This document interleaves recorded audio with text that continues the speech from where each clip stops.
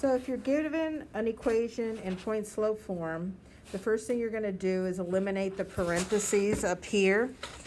So you're going to eliminate these parentheses by distributing the 3/2 into the x and into the 2, and you get 3/2 x plus 3.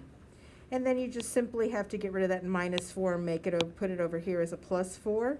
So your final equation in slope-intercept form is 3/2 x plus 7, which means that the slope is 3/2 and the y-intercept is 7.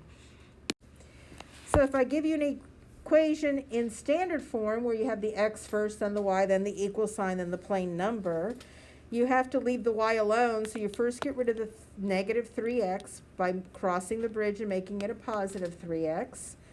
And then you divide everything by -4, and then you simplify. The y is alone now, because -4 divided by -4 is 1.